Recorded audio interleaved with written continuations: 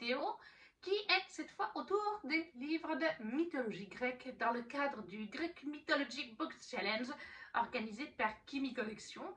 Elle nous a proposé des défis en plus des lectures et l'un des défis était de faire du contenu sur les différents réseaux de notre choix sur les livres de mythologie grecque. Je vais donc essayer de faire un post Insta et une vidéo. Dans celle-ci, je vais vous présenter donc des livres que j'ai déjà lus. Je vais vous présenter ceux qui sont dans ma pile à lire et ceux que j'aimerais qui sont dans ma wishlist. Alors il y en a, c'est des grands classiques que vous connaissez déjà. Comme il y a pas mal de livres, je pense que je vais surtout vous dire les titres, la maison d'édition, les mots-clés. Je vais pas vous lire tous les résumés comme je fais d'habitude. Et on commence tout de suite avec la saga d'Hadès et Perséphone de Scarlett Sinclair chez Hugo. En grand format, c'était en New Romance, mais à l'époque, ils n'avaient pas encore créé Romantessi. Maintenant, je crois qu'ils l'ont passé de toute façon dans le label Romantessi. Est-ce que j'ai vraiment besoin de parler de cette saga? D'ailleurs, un spin-off, celle d'Hadès, toujours de Scarlett Sinclair. Le tome 1 d'Hadès et Perséphone. Après, on lit, au niveau de l'ordre de lecture, on lit d'abord le tome 1 d'Hadès et Perséphone. Ensuite, le tome d'Hadès. Je crois qu'ensuite, c'est le tome 2 d'Hadès et Perséphone, puis le tome 2 d'Hadès, puis le tome 3 d'Hadès et Perséphone, et enfin le tome 3 d'Hadès, puis le tome 4. Me semble-t-il, c'est 1 sur 2. On commence par Hadès et Perséphone, on enchaîne par un de la saga d'Hadès.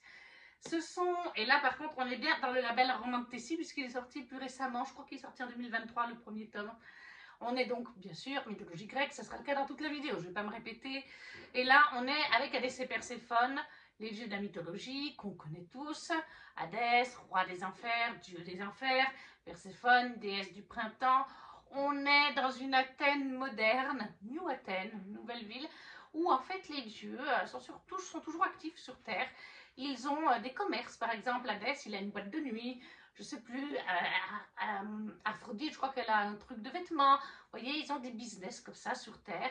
Et tout le monde les connaît, tout le monde sait comment ils sont parce qu'ils se mêlent des fois à la foule pour être vénérés, vous voyez ce que je veux dire? Donc voilà, je pense qu'on les a vus passer de partout, hein, ils sont hyper connus. Dans cette histoire-là, Hadès va faire un pacte avec Perséphone sans qu'elle le sache, quand ils vont jouer aux cartes, et elle va devoir honorer ce pacte en créant de la vie aux enfers, c'est-à-dire des fleurs, etc. aux enfers. Pour ces deux sagas, je ne suis pas du tout à jour. Enfin, le tome Hadès et Perséphone, je lis jusqu'au 3. Parce qu'à l'époque, ils ont sorti 1, 2, 3, genre un mois de chaque. Et ils ont sorti, genre une année après, la saga d'Hadès.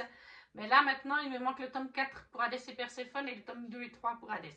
Donc, la saga Hadès et Perséphone et la saga d'Hadès de Scarlett Sinclair chez Hugo dans leur collection Romantessi. Ensuite, on continue avec Hadès et Perséphone. Le pouvoir d'Hadès, les épreuves d'Hadès. Surtout, c'est une trilogie en 3 petits tomes qui sont tout petits. C'est pratiquement plus des nouvelles qu'autre chose. Ils font un peu plus de 200 pages. Hein. Même pas tout à fait 240 pages. Voilà, 243 pour le premier tome. 244 pour le premier tome. Ça se lit hyper vite. C'est de Eliza Reign et Rose Wilson. Et là, c'est de l'auto-édité par contre. C'est traduit, je crois que c'est traduit par Amazon en fait. Oui, il me semble bien que c'est traduit par Amazon. C'est pas parfait, parce que c'est une traduction Amazon. C'est un petit peu court, mais si vous avez envie d'une petite mythologie grecque en 3 tomes, qui justement se lit tout vite, genre en une soirée vous pouvez lire un des 3 tomes, c'est vraiment l'idéal. Et puis ça change un tout petit peu quand même des autres Hadès et Perséphone, puisque dans celui-là, en fait, Perséphone a oublié qui elle est. Elle vit parmi les humains, ça se passe de nos jours, et un jour, c'est Zeus, je crois, ou Poséidon, je ne sais plus, il me semble que c'est Zeus. Il va débarquer dans le café où elle sert des cafés, et je ne sais plus comment ça se passe, mais il va la ramener aux enfers, car il y a en fait les épreuves d'Hadès, qui doit se trouver une nouvelle femme. Car en effet, Perséphone a disparu depuis une trentaine d'années ou quelque chose comme ça, et il faudrait qu'il se remarie pour le bien des enfers. Et donc elle va finir par découvrir, dès qu'elle arrive là-bas, Hécate la reconnaît, elle ne reconnaît pas Hécate, dès qu'elle va croiser Hadès, et lui aussi va la reconnaître, mais elle ne le connaît pas, parce qu'on découvre, et je ne veux pas trop vous en dire, mais simplement on va découvrir que c'est bien Perséphone, elle est réincarnée. Il s'est passé quelque chose en enfer, c'est là où je resterai vague, et Perséphone a donc été réincarnée en oubliant sa précédente vie, si on peut dire ça comme ça. Elle croit qu'elle est donc humaine, et elle est humaine, puisqu'elle a grandi avec un frère, des parents, depuis sa naissance, hein, et des photos d'elle bébé. C'est parce qu'elle est réincarnée. Et au fil de l'histoire, est-ce qu'elle va se souvenir ou non de ce qui s'est passé? Pourquoi, comment? Est-ce qu'Hadès l'aime encore ou pas? Voilà. C'est pour ça que c'est un petit peu différent, parce qu'elle a tout oublié et qu'elle est au début humaine. Les épreuves d'Hadès, d'Eliza Reign et Rose Wilson, en auto-édité avec Amazon Traduction. Si vous ne pouvez pas passer un petit moment tranquille, ça se lit bien. Ensuite, nous avons les Witch and Gods de Livestone chez BMR. Ça, c'est les grands formats. J'adore cette saga. Je surkiffe, mais je n'ai lu que les 2 premiers tomes. Il y a un premier arc avec 3 tomes. Un deuxième arc avec le deuxième tome qui va sortir ou vient de sortir. Là encore, on est de nos jours avec les dieux. Mais cette fois, il n'y a pas que les dieux de la mythologie grecque, il y a aussi les sorcières. On mélange les deux. Les sorcières et les dieux de la mythologie se font la guerre depuis toujours, en fait. C'est lié, entre autres, aussi à Hécate, qui était du côté des sorcières. Et là, dans le premier tome, il doit y avoir un mariage entre un dieu de l'Olympe, qui est en fait le petit-fils de Zeus, Deimos, et une sorcière, car les dieux ont réalisé qu'ils n'arrivent plus à gouverner certaines créatures, ils ont de plus en plus de mal, telles que les nymphes, je sais pas moi, les gnomes, vous voyez, ce genre de choses. Et les sorcières ont eu une première naissance dans leur communauté où la sorcière n'a pas de pouvoir. C'est une sorcière sans pouvoir. Et les 2 communautés pensent qu'en fait c'est lié à leur guerre, que leurs pouvoirs sont en train de s'amoindrir. Donc ils veulent faire une union pour faire la paix entre les 2 peuples. Sauf que ça va pas se passer comme prévu, puisqu'au final Deimos va vouloir épouser Hela, la petite sœur, la dernière des 3 sœurs. Elles sont 3. Chaque tome concerne une romance d'une des sœurs. Hela pour la première, avec Deimos. La deuxième, c'est Hermès, avec Circé. Et la dernière, c'est Miroé avec Héphaïstos, si je me souviens bien, pour le premier arc. Après, il y a d'autres arcs. Ça aussi, super bon. Là-dedans, vous avez du spicy. Je ne vous ai pas précisé. Dans Hadès et Perséphone, il y en a aussi pas mal. Dans la saga d'Hadès et Perséphone de Scarlett Sinclair, il y en a pas mal. Il y en a un petit peu moins dans les épreuves d'Hadès. Je crois qu'il y en a quand même un peu, mais alors, des 3 que je viens de vous présenter, c'est clairement Scarlett Sinclair où il y a le plus de spacey. Mais celui-là en contient aussi. Witch and God de Livestone chez BMR, avec déjà 5 tomes de parus dans 2 arcs. Ensuite, il y a Ce cœur empoisonné, c'est une duologie de Kailyn Byron chez Sabran. Oui, ils l'ont sorti chez Sabran. Je ne le savais pas quand je l'ai acheté, mais en fait c'est logique puisque Sabran c'est une mythologie, réécriture de contes. On suit en fait une jeune femme qui est Briséis, et Briséis, hein, elle vit avec ses 2 mamans, donc il y a tout un côté LGBT déjà, Briséis et 2 couleurs, elle vit avec ses 2 mamans qui sont en couple, et elle a été adoptée, elle va avoir une relation amoureuse avec une autre jeune femme, et en fait Briséis, elle a un pouvoir de la nature, des plantes, elle fait pousser des plantes, les plantes lui répondent, enfin, c'est-à-dire si elle passe devant un arbre, ou à l'école même, si elle regarde l'arbre, genre les branches se tendent comme pour aller vers Briséis, et les plantes poussent plus vite avec elle. Et puis un jour, on va lui annoncer que que sa grand-mère est décédée. C'était la dernière descendante, la biologique donc, et elle avait laissé des directives concernant cette petite fille qui avait été adoptée bébé, parce que sa maman ne l'avait pas gardée. Et donc elle hérite d'un espèce de manoir, à 1 heure ou 2 de New York, il me semble, c'est là qu'elles doivent vivre, je ne sais plus, mais à 1 heure ou 2 de la grande ville où elles étaient. Et la petite famille décide d'aller tenter l'expérience. Parce qu'après tout, pourquoi pas? Le loyer coûte cher en centre-ville. Et puis, si ça leur plaît, bah, au moins elles auraient une maison à elles sans avoir à payer encore un loyer. Parce que c'est dur de joindre les 2 bouts. Elles sont fleuristes, les mamans. Donc, elles ont 2 loyers, la boutique et leur appartement. Et quand elle y va, elle va finir par découvrir rapidement, mais je ne rentrerai pas dans les détails pour vous laisser la surprise. Elle va découvrir un peu les origines de son pouvoir, de sa famille. Et cette famille est liée à la mythologie grecque. De manière générale, à des personnages bien connus de la mythologie grecque, mais je reste très vague pour que vous ayez la surprise. Donc oui, on retrouve l'aspect mythologie grecque. Sur la fin, c'est vraiment bien abordé, l'historique de la famille, en quoi elle est liée. Donc ça rentre tout à fait dans mythologie grecque. Si vous aimez ça, vous en aurez une petite touche. Dans Ce cœur empoisonné de Kailyn Byron, chez Sabran Édition, qui est une duologie. J'ai pas encore lu le tome 2. Normalement, il est dans ma palle pour le challenge de Kimi. Après, c'est terminé. Ensuite, on a Convenant, la saga Convenant de Jennifer Larmande-Troutte qui est chez J'ai lu. Oui, j'ai lu. Alors là, on est dans notre monde, encore une fois, et en fait, on va suivre des gens qu'on appelle les sentinelles du Convenant.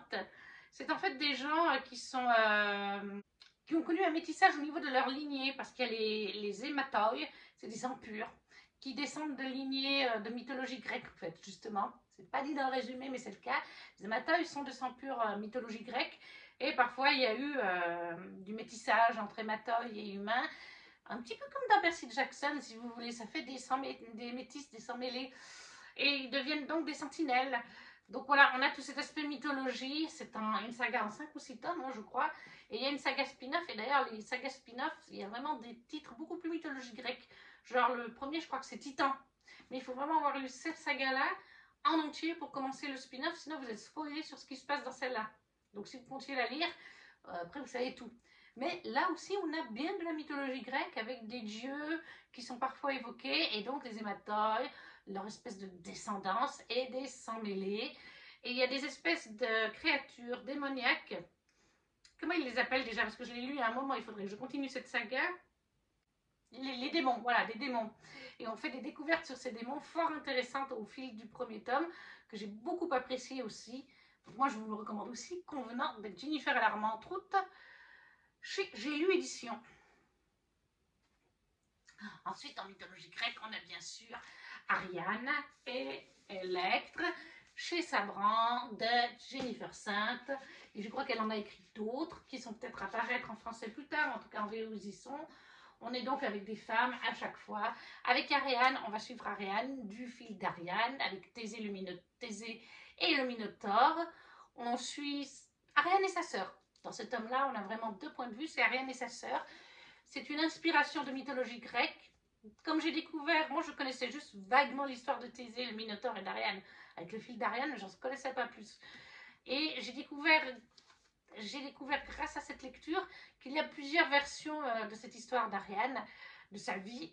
Et du coup, l'autrice a choisi de prendre parti sur une des versions de cette vie qu'elle a eue. Mais il y en a plusieurs, voilà. C'est assez tragique, enfin il y a des moments assez tragiques dans cette histoire, assez triste, la pauvre Ariane. Mais en fait, la mythologie grecque, c'est ça. Hein. Et dans Electre, alors cette fois, on est avec Electre, qui est la fille de Clytemnestre, j'ai du mal à le dire, et de Agamemnon. Agamemnon, c'est le roi qui a pris la mer pour Troie, avec Ulysse, avec Achille. C'était le grand chef, donc avec son frère, je ne sais plus comment il s'appelait, et Ulysse. Il a pris la mer parce que son frère, c'est lui qui était marié à Hélène. C'est ça, c'est Hélène? Ah, je sais plus.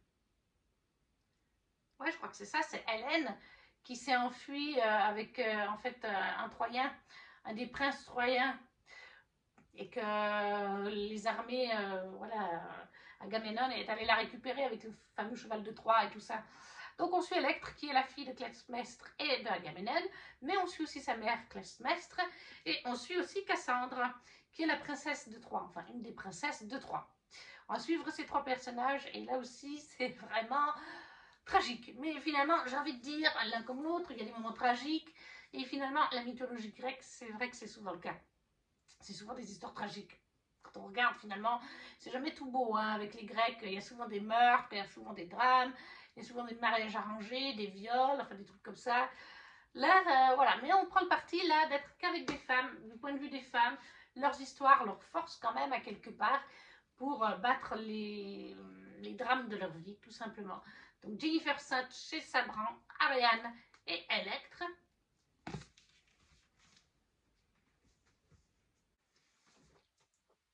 Ensuite, on a bien sûr Rick Riordan avec la saga Percy Jackson. Là, c'est le tome 5 qui à la base était le dernier. Mais j'ai vu qu'un nouveau tome était sorti en français, le 6, après bien des années. Et je sais pas, en regardant la vite fait sur internet, j'ai cru voir qu'il y avait peut-être un tome 7 de prévu, dans un deuxième arc. Donc là, avec Percy Jackson, ça c'est plus jeunesse déjà. Là, on suit Percy, un jeune garçon qui va découvrir qu'il est un sang mêlé, comme dans l'autre saga. Et il va aller au camp des sang mêlés, où en fait chaque dieu va finir par revendiquer son enfant.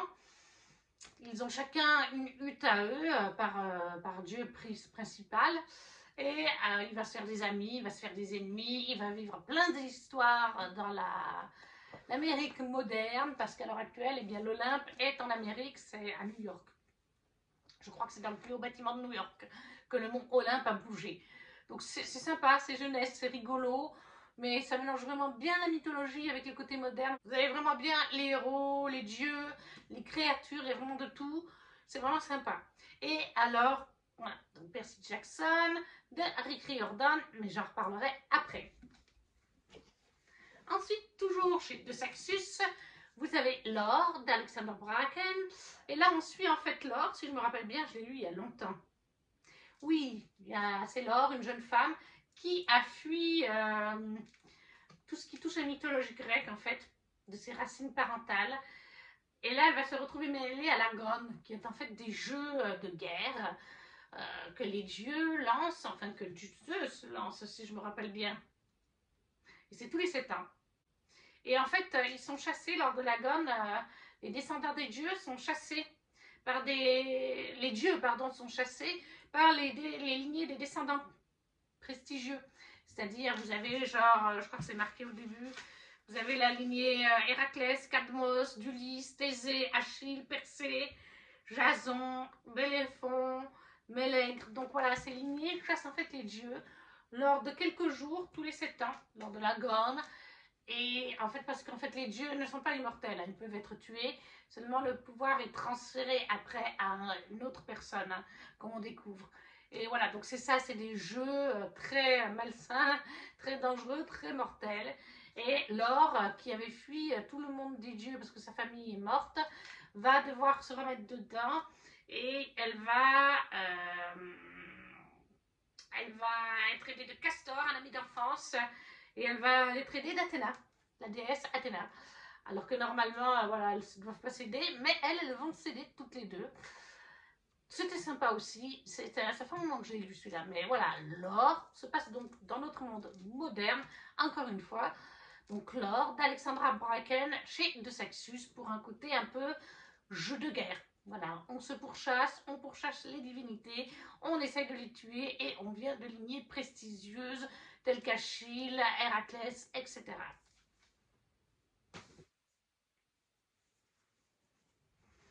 Après, on a Dark Olympus, je crois que ça s'appelle. Oui, voilà, c'est derrière. Dark Olympus, le tome 1.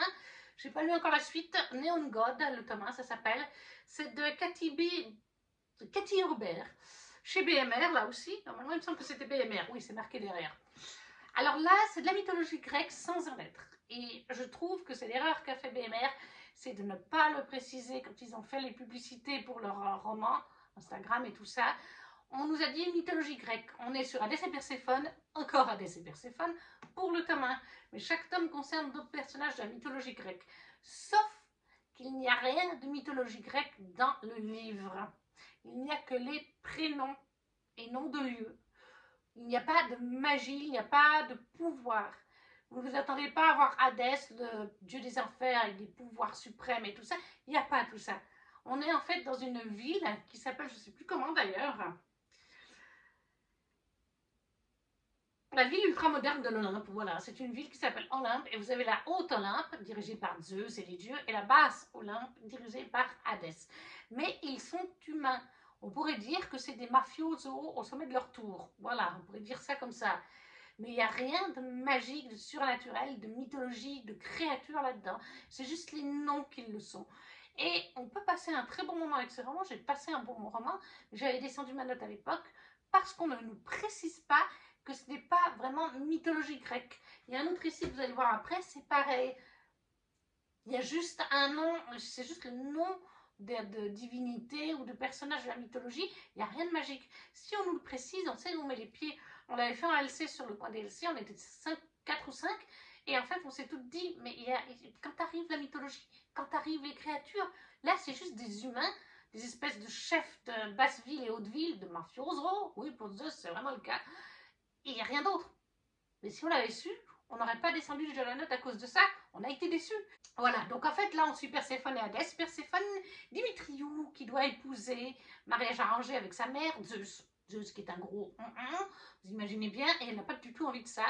Et lors de la réception où les fiançailles sont annoncées et qu'elle le découvre d'ailleurs, elle va s'enfuir et les sbires de Zeus vont la pourchasser et elle va aller jusqu'au pont. Sans faire exprès au début, puis finalement elle va le faire, jusqu'au pont qui passe à la basse ville. Et si elle franchit le pont, Zeus n'a plus le droit, sa mafia en quelque sorte, n'a pas le droit d'aller dans la basse ville, c'est le domaine d'Hadès et de sa mafia à lui. Et ce soir-là, Hadès, il part là, ou alors quelqu'un vient le prévenir que quelqu'un est en train de passer le pont, je ne sais plus. Mais bref, il la voit approcher dans le pont, il ne peut pas aller tant qu'elle est sur le pont, mais il lui dit viens, viens si tu veux et tout, et elle finit par franchir le pont. Il va la prendre sous son aile, elle va lui expliquer je dois me marier avec Zeus, c'est un gros connard, j'ai pas envie, parce que vraiment il a tous les défauts d'un mafioso. Hein. De toute façon, Zeus il est comme ça de base, hein. Il couche avec tout le monde, il en tue certaines, donc voilà, elle veut pas de ça, et Hadès veut lui faire un marché. Eh bien, reste avec moi, viens dans la débauche, parce que si Zeus apprend, il l'apprendra que tu vas dans la débauche, il ne voudra plus de toi, parce qu'Hadès est un petit peu un Christian Grey, si vous voulez bien, en plus d'être un mafioso, c'est-à-dire que de temps en temps, il ouvre une pièce secrète, je crois que c'est ça, dans sa maison, où les Olympiens de la haute ville et ceux de la basse ville haut placés dans la hiérarchie peuvent venir faire des partouzes géantes, faire du BDSM public, privé, et Hadès lui propose ça, de la mettre en avant avec lui, en train de s'envoyer en l'air, de faire du BDSM, etc., devant public, ou des fois juste tous les deux, mais que c'est filmé sur Internet, et forcément, quand Zeus le saura, il va péter un câble, et il ne voudra plus d'elle. Et c'est d'ailleurs le cas. Mais est-ce qu'il va, par contre, laisser tomber son idée de la récupérer? Ça, c'est pas dit. Alors, vous l'aurez bien compris, c'est un récit adulte, il y a énormément de scènes explicites. Comme je vous ai dit, avec les filles, on disait, on est sur un remix de Christian Grey, mais en version Hadès de mythologie grecque. Voilà. Donc, il faut savoir ça quand on commence. Vous avez vraiment beaucoup de scènes spicy. Il y a beaucoup, ouais, c'est... L'intrigue est parfois un peu délaissée, il y en a quand même, mais faut s'attendre à ça, et c'est un petit peu corsé, des fois, vous imaginez bien. Donc, Cathy Robert chez BMR, Dark Olympus, le tome 1. Il faudrait que je continue la saga. Je sais qu'en français, il y a en tout cas le tome 2 qui est sorti. Il y en a d'autres. Je ne sais pas si en français ils sont sortis. Il est possible peut-être qu'au tome 3 ou 4, un petit peu de magie soit introduit. Il me semble que j'avais lu ça à quelque part. Mais comme je n'ai pas continué la saga, en tout cas dans le premier tome, et je crois dans le deuxième, il n'y a rien de mythologie de côté magique. On reste vraiment sur un basique truc humain. Et puisqu'on est avec un truc humain où c'est juste les noms de mythologie, et ça c'est bien expliqué dans le roman, nous avons les Styx Riders de Calypso Caldin chez Hugo en format poche ou en grand format. Moi je lis en e-book, mais vous aurez la couverture par ici normalement. Là on est avec des bikers et chaque tome est consacré à deux personnages, une femme et un homme. Le tome 1 c'est Hadès, ou la colère d'Hadès me semble-t-il, puisque c'est un e-book.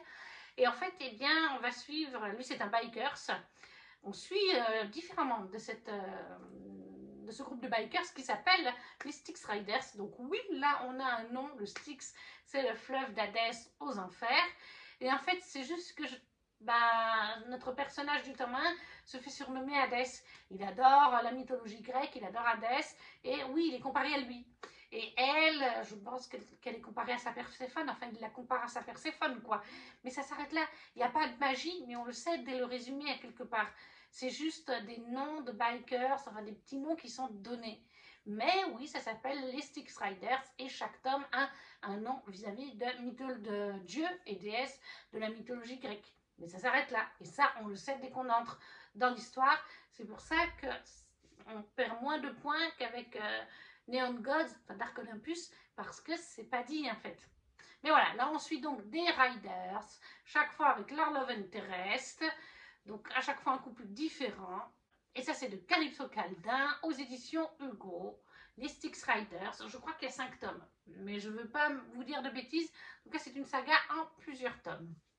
Et ça je le lis en e-book. Ensuite nous avons Gods of Love d'Eugénie Jalens, qui est pour l'instant en 2 tomes chez Hugo, mais j'ai entendu qu'il n'y aurait pas la suite. Pourtant, elle était prévue par Eugénie Jalens, mais elle ne sortira pas chez Hugo. Je pense qu'il n'y a pas eu assez de ventes, j'imagine. Hugo ne veut pas publier la suite. De ce que j'ai entendu, je crois que c'est Kimi qui disait l'autre jour, il me semble, hein, parce qu'elle va revendre ses exemplaires, parce que parce que Jenny Deliens essaye de récupérer ses droits pour pouvoir continuer donc de sortir sa saga ou ressortir intégralement, mais en auto-édité, je crois, cette fois. Dans Gods of Love, on suit, en tout cas dans le tome 1, on suivait Eros, qui est un Cupidon. C'est ça, hein? C'est un Cupidon, c'est un fils d'Aphrodite, et il a plusieurs frères. Et lui et ses frères sont donc les fils d'Aphrodite, des petits Cupidons, qui vont sur Terre pour sauver des êtres humains qui sont en mal d'amour, enfin qui ne croient plus en l'amour, ils ont été blessés par l'amour. Et c'est le cas de notre héroïne, la Caléa. Elle a été blessée par l'amour.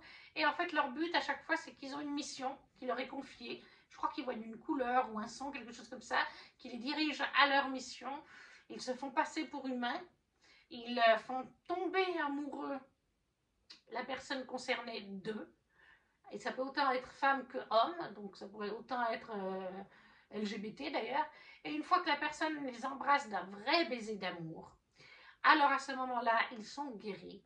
Et à ce moment-là, ils oublient le petit Cupidon, enfin le petit non, il a la taille humaine, ils oublient le Cupidon, mais ils sont prêts à avancer dans leur vie et à retenter l'amour, chose qu'ils étaient réfractaires avant cette romance entre un Cupidon et eux.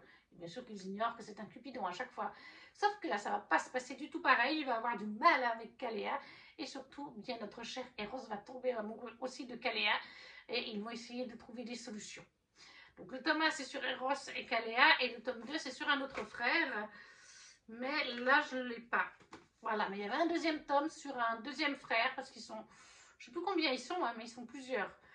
Alors voilà, pour l'instant il y en a 2 tomes chez Hugo, mais comme je vous dis, apparemment l'autrice essaie de récupérer ses droits pour continuer sa saga ou la reprendre de zéro en auto-édité ou dans une autre maison d'édition, parce qu'elle avait prévu un tome par frère. Et comme je vous dis, ils sont au moins 4 ou 5 si c'est pas plus. Hein. Je ne me rappelle plus exactement, mais ils sont plusieurs. Et moi j'avais bien aimé quand même, c'était une bonne petite, un bon début de saga. Je ne comprends pas pourquoi Hugo n'a pas continué. Mais bon. Après, il y a tellement de mythologie qu'au bout d'un moment, ça coince peut-être un petit peu.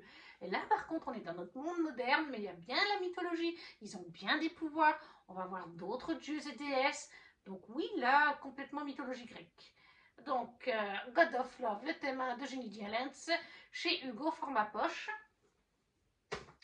On arrive bientôt à la fin de ce que j'ai lu. Les 2 derniers dans ce que j'ai lu, c'est les Madeleine Miller, Le Chant d'Achille et Circé, en format poche, chez Pocket, hein? Ouais, chez Pocket. Dans Le Chant d'Achille, on va suivre donc l'histoire d'Achille, hein, le talon d'Achille, tout ça, qu'on connaît tous, avec le cheval de Troie, là où il meurt. Et en fait, on va suivre son histoire, mais par le biais de Patrocle. Là aussi, c'est une interprétation. Patrocle et Achille sont liés, on le sait dans la mythologie. Dans certains contes de la mythologie, enfin dans certaines écritures, on dit qu'ils sont meilleurs amis. Dans d'autres, on dit qu'ils sont amants. Dans cette histoire, Madeleine Miller nous dit qu'ils sont bien ensemble, ils s'aiment et Patrocle le suivra jusqu'à Troie où, ben voilà, vous savez ce qui arrive, je pense, si vous avez fait la mythologie grecque à l'école, et je pense qu'on a tous fait la basique, hein, Patrocle et Achille meurent au final lors de Troie. Donc c'est leur histoire du point de vue de Patrocle, l'histoire d'Achille. Bouleversant, triste bien sûr, mais on le sait dès qu'on commence le roman. Hein. Et LGBT par-dessus le marché. Et là, on est vraiment dans la mythologie antique. Et dans Circé, eh bien, on suit Circé, qui est assez compliqué. Je l'ai lu à un moment, et il est assez épais, et il est assez compliqué, en fait. C'est fruit des amours d'un dieu et d'une mortelle. Voilà, Circé la nymphe grandit parmi les divinités de l'Olympe. Donc c'est fruit d'une mortelle et d'un dieu. Elle a un frère et une sœur en tout cas, et on va suivre toute sa vie. Elle va vivre plein de choses. Elle va finir aussi exilée sur une île une bonne partie de sa vie, mais il se passe plein de choses. Elle va même rencontrer, on rencontre beaucoup de dieux et déesses quand même, des personnages mythiques aussi. Je ne vais pas citer de nom, mais vraiment on sent qu'elle est immortelle, je crois en fait, Circé. Il me semble qu'elle est immortelle. Donc en fait, on est sur un large pan de mythologie grecque. C'est aussi très bien écrit. J'ai trouvé un peu plus dur de compréhension que le Chant d'Achille. Il est un peu plus complexe. Mais très bonne lecture sur la mythologie de l'époque, avec vraiment les dieux, les héros et tout ça, dans Circé de Madeline Miller. Ensuite, dans ma pile à lire. Alors, dans ma pile à lire, pour l'instant, il n'y en a que deux. L'autre, je ne l'ai pas retrouvé, il doit être dans mes cartons, enfin pas mes cartons, mais mes boîtes sous mon lit, et je n'avais pas envie de chercher. Il s'agit des Héros de l'Olympe, de Rick Riordan, qui est là aussi en 5 tomes, et c'est toujours avec les dieux de l'Olympe, hein, donc ça se passe après Percy Jackson. Et en fait, ça se passe après Percy Jackson, et on va suivre dans cette histoire-là Jason, Piper et Léo. Mais c'est à lire donc après Percy Jackson. Moi là, il faut que je lise le tome 5 pour le Greek Mythology Book Challenge. Un tome 6 est sorti en français et je sais pas, comme je vous dis, j'ai cru voir un tome 7 peut-être en VO, mais j'ai pas regardé plus que ça. Donc pour l'instant, je ne le lirai pas encore. Je vais attendre d'avoir en tout cas fini jusqu'au tome 5 parce que je sais qu'il faut avoir lu jusque-là pour lire ce cycle-là. Mais voilà, Rick Riordan, enfin, deuxième cycle dans l'univers Percy Jackson. Mais je crois que de toute façon, toutes ces sagas, parce qu'il a fait d'autres sagas mythologie, il y en a une nordique, il y en a une égyptienne, et je crois qu'à chaque fois, on est quand même dans le même univers. Hein. C'est juste que ça ne tourne pas autour de ça, donc je ne vous présente pas en détail, alors que là, Héros de l'Olympe, on est vraiment encore avec la mythologie grecque. Ensuite, dans ma pile à lire, le dernier qui reste, qui j'ai mis pour le Greek Mythology Book Challenge, La Reine des Enfers de Bea Fitzgerald, chez Nathan Édition, tout simplement. Et là, on va suivre Perséphone, une fois encore. Mais en fait, elle a un mariage arrangé, j'imagine, avec Zeus, c'est pas précisé. Et elle veut convaincre Hadès de l'aider. Le dieu des enfers est tout à la fois arrogant, hostile et terriblement sexy. Mais pour gagner sa liberté et conquérir son pouvoir, Perséphone est prête à prendre tous les risques. Donc là, on est vraiment à nouveau avec le côté mythologie. C'est pas juste des noms, hein, c'est vraiment, il y a de la mythologie dans cette histoire.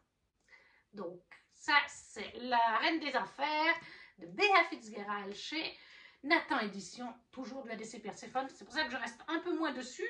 On commence à connaître. ADC Perséphone, on les connaît sur toutes les formes, sous toutes les coutures ces dernières années. Et toujours avec ADC Perséphone, je vais lire le tome 4. J'ai oublié, le tome 5, il est dans ma pile il n'est pas dans ma pile à lire parce que je le lis en webtoon. C'est Laurie Olympus, qui sur Webtoon s'appelle Tradition d'Olympus. En fait, c'est une application Webtoon. Laurie Olympus, au début, je les avais en grand format. J'avais le tome 1 et 2 et je les ai revendus cette année. J'ai fait ce choix après avoir discuté avec Johanna de la Citadelle qui a fait le même choix, il me semble. Parce qu'en fait, actuellement, il y a 6 tomes de sortie à 25 € chacun. Et ils sont grands comme ça. C'est des grands webtoons format BD. Ils sont comme ça épais, hein, et ça prend de la place dans les bibliothèques. Et moi, j'en ai plus de la place. Vous voyez là, bon, bah là, c'est des livres à chroniquer, mais ça déborde. Donc, comment voulez-vous, à un moment donné, il faut faire des choix. Et quand on m'a dit, quand Johanna me disait, oui, mais il y a l'application Webtoon et on trouve Laurie Olympus sous le nom de Tradition d'Olympus gratuitement, ou alors on paye un petit abonnement. Il y a plusieurs manières de lire le Webtoon. Moi, j'ai fait le choix de revendre les grands formats et de continuer ce Webtoon. Donc, c'est pour ça que je le mets quand même dans ma pile à lire parce que je suis au tome 5. Là, je l'ai commencé aujourd'hui pour le challenge du Greek Mythology Book Challenge. Autre livre que j'ai dans ma pile à lire, je l'avais oublié parce que je l'ai reçu récemment dans un swap, Pénélope Renditac de Claire North, qui est aux éditions Hauteville. Oui, c'est cela, aux éditions Hauteville. Et là, on est avec Pénélope Renditac. Je pense qu'on connaît tous Pénélope Renditac, qui est donc la femme d'Ulysse. Ça nous change un petit peu d'Hadès et Perséphone, avec un peu de Pénélope. Voilà, je pense que je ne vais pas besoin d'en dire plus. Donc Claire North, Pénélope Renditac chez Hauteville. Ça, c'était donc les livres lus et dans ma pile à lire. Mais j'ai une wishlist aussi, et on va faire un petit tour de celle-là. Et on va commencer avec Les Dieux oubliés de Calypso Caldin chez Plume du Web. Elle a changé d'édition de maison d'édition pour cette saga-là. Les Dieux oubliés avec le premier tome, Hadès et Perséphone, qui est en wishlist. Je ne sais pas si je les achèterai en physique ou si je les lirai en e-book. Là, on nous dit en mot-clé réincarnation, mythologie grecque, romance, amour, bikers, fantastique. Alors, on doit aimer les bikers, mais là, on nous dit bien réincarnation. Et en effet, les premières phrases disent sans cesse ils meurent et reviennent, sans cesse ils vivent et dérivent. Les dieux oubliés de la mythologie grecque existent et ce monde leur appartient toujours. J'ai juste lu les 2 premières phrases. De toute façon, j'aime bien la plume de Calypso. C'est pour ça que j'ai dit ok, je mets en wishlist. tel que je le conçois et tels les mots-clés et les 2 premières phrases, on va être sur de la réincarnation. Les dieux existent, ils doivent certainement avoir des pouvoirs et ils doivent se réincarner, renaître comme n'importe qui, parce qu'il y a des gens qui croient à la réincarnation, qu'on a une vie après la mort, qu'on revient. Voilà, donc je pense qu'on est sur ce genre-là. Et je pense que là, ils auront peut-être vraiment des pouvoirs et que c'est vraiment de la mythologie. Pas comme dans Neon Gods d'Arc Olympus, là, et l'autre saga de Calypso, où par contre, c'est juste des noms avec un groupe de bikers, qui n'a pas du tout de côté magie mystique. Après, un livre qui est dans ma wishlist, mais il est précommandé, donc il arrivera prochainement, Le Palais des Roses de Carolina de Robertis, avec un mot-clé, bon, Antiquité grecque. Mais je sais qu'on est sur une réécriture féministe queer et spicy du célèbre mythe d'Eros et Psyché. Voilà la première phrase d'accroche et j'ai pas eu besoin de plus. Et en fait, c'est Aphrodite qui va envoyer Eros, oui c'est ça, sa fille. Donc là, Eros sera une fille, mais pourquoi pas? Pourquoi pas? C'est une réinterprétation, donc pourquoi pas? Elle va envoyer sa fille, parce qu'elle est jalouse, tuer Psyché. Et en fait, eh bien, elle va tomber amoureuse de Psyché, qui est aussi une femme, d'où le côté queer. On est sur une romance FF. Et moi, je l'ai pris pour ça. En plus, vous voyez, l'objet livre, il est en relié et tout. Il me dit bien. Et ce qui est de la maison d'édition, alors par contre, là, j'ai pas de maison d'édition. Si, elle est marquée en tout petit. Château d'âme. Voilà, je ne connais pas du tout, mais il a l'air bien sympa. Donc, Carolina de Robertis, Le Palais des Roses, roman queer, à paraître en octobre justement. Ensuite, nous avons une autre saga que je vous ai notée, Les Épreuves d'Arès de Eliza Hayne et Rose Wilson, en auto-édité avec Amazon et traduction auto-Amazon là aussi. Et cette fois, ça va être les épreuves d'Arès. Avant, on avait les épreuves d'Hadès, et bien cette fois, on a les épreuves d'Arès. Et je crois qu'il y a plusieurs dieux de la mythologie, il y a plusieurs sagas. Je vous ai juste noté celle-là pour vous dire qu'il y en a d'autres qui existent. Et puis là, cette fois, ben, je pense que ça va être Arès qui va devoir trouver sa moitié. Et je crois qu'il y en a aussi sur Poséidon et tout ça. Après, je vous laisserai regarder. Mais voilà, vous savez qu'au moins, Eliza Hayne et Rose Wilson ont fait plusieurs sagas sur la mythologie grecque, sur plusieurs dieux et leurs compagnes. Si vous avez bien aimé la saga Les Épreuves d'Hadès, voilà, vous le savez. Moi, c'est sur ma wishlist, j'aimerais bien me les prendre, peut-être en e-book, parce que c'est vrai qu'après, ça prend tellement pas de place, mais j'en manque de place. Donc, au bout d'un moment, il faut faire des choix. Ensuite, nous avons Psyché et Eros de Luna McNamara chez Hauteville. On l'a vu passer, je pense, un petit peu partout quand même quand il est sorti. Là, en mot-clé, ben, on a amour, mythologie grecque, réécriture, aventure, psyché, Eros, humour. Qu'est-ce qu'on nous dit? Qui a dit que l'amour véritable était un mythe? Selon une prophétie, Psyché est destinée à vaincre un monstre redouté des dieux eux-mêmes. Rompue au maniement de l'arc depuis son plus jeune âge, la princesse de Mycène s'apprête à embrasser sa destinée. Mais sa beauté légendaire lui attire la jalousie d'Aphrodite. Voilà, j'irai pas plus loin. Donc on est sur une réécriture de Psyché et Eros. Donc voilà, Aphrodite est jalouse. Elle envoie Eros son fils, lui jeter une malédiction d'amour fatale, mais il se pique avec la flèche promise à Psyché. Du coup, il est contraint de l'aimer. C'est pas très malin. Voilà, donc ça, réécriture Psyché et Eros de Luna McNamara chez Hauteville. J'ai aussi dans ma wishlist Pour l'amour des dieux de Sarah Underwood, paru chez Casterman. Les mots-clés là, bon, ben, young adult, fantasy, réécriture moderne, lesbianisme, SFF. Donc là aussi, roman queer avec du FF. Et moi, si vous le savez, c'est quelque chose qui m'attire, les romances queer. Et je trouve qu'on a beaucoup de MM dans le fantasy, fantastique, mythologie, mais peu de FF. Donc moi, dès que je vois FF, en fait, j'ajoute tout simplement à ma liste. Et puis là, on nous dit simplement, depuis des siècles, 12 jeunes filles d'Ithaque sont sacrifiées à Poséidon chaque printemps. Tel est le funeste sort de ce royaume maudit qui se préserve ainsi de la colère divine. Alors, quand Leto est désigné, nul échappatoire est désigné, nul échappatoire. Elle est exécutée. Pourtant, la mort n'est pas sa destinée. Elle se révèle bien vivante sur une île oubliée de tous. Devant elle se tient Mélanto, la troublante immortelle aux yeux verts qui a le don de commander à la mer. Elle l'accueille et lui révèle la seule manière de briser la malédiction. Leto doit assassiner le prince d'Ithaque. Après, j'ai aussi De l'autre côté du mythe, je crois qu'il y a 3 tomes de sortie actuellement. Il me faudrait le premier. Le premier tome, c'est Ariane. Après, Ariadne. Après, je sais pas, je crois qu'il y a Médée aussi.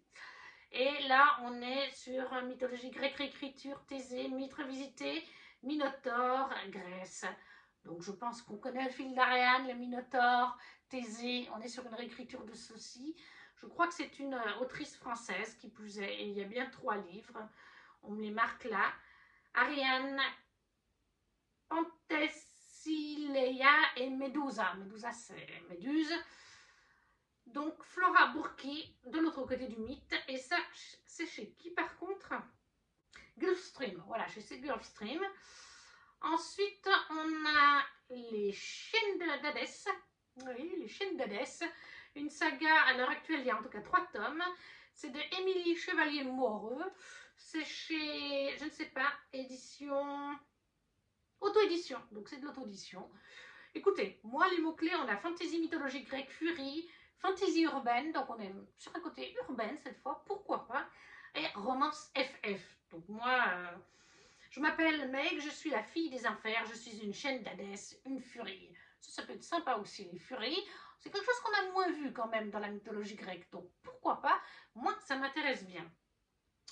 Donc ça, c'est Les Chiennes d'Hadès, le tome 1 d'Émilie Chevalier-Moreux, en auto-édité. Ensuite, nous avons Amazon de Leia Edith.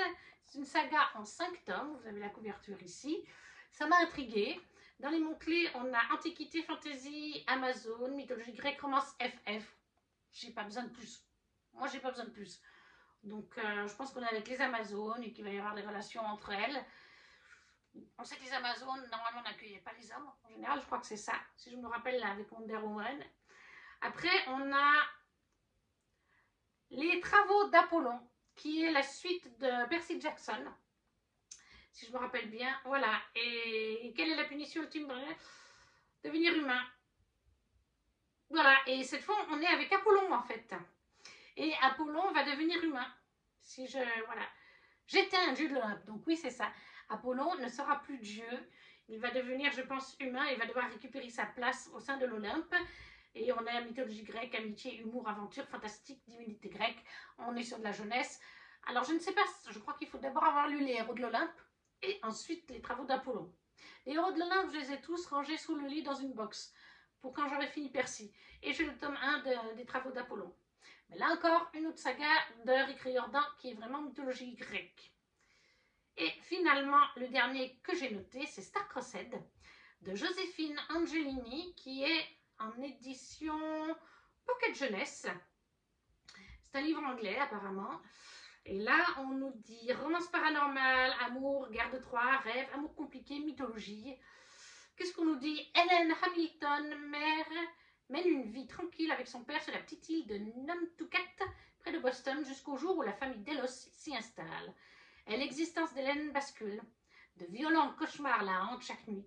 Elle se voit errant dans le désert et à son éveil, ses draps sont couverts de sable et de poussière. Voilà, elle a des hallucinations, elle est attirée par Luca Delos. Elle comprend que leurs 2 familles sont marquées depuis la nuit des temps par une terrible légende. Et Hélène et Lucas ne sont autres que les réincarnations d'Hélène et de Paris. Donc voilà, on est sur de la réincarnation de mythologie grecque dans Star Crossed de Joséphine Angeli. Je vous ai dit chez Pocket, hein, j'ai dit. Pocket Jeunesse, oui, tout à fait. Et voilà, avec cette grande pile de livres lus ou dans ma pile à lire ou en wishlist, mais bon, ils sont forcément pas là puisqu'ils sont en wishlist. N'hésitez pas à me dire ce que vous avez pensé de cette vidéo, si elle vous a plu. Je pense que je ferai d'autres formats aussi de ce genre pour des réécritures de contes ou des choses comme ça. N'hésitez pas à me dire si vous avez lu certains de ces livres ou s'ils vous font envie. Si vous ne savez pas quoi mettre, vous laissez juste un petit emoji. Ça fait toujours plaisir, ça soutient la chaîne. Le petit pouce aussi à partager si le cœur vous en dit. Et nous, on se retrouve très vite pour une prochaine vidéo. Ciao, ciao!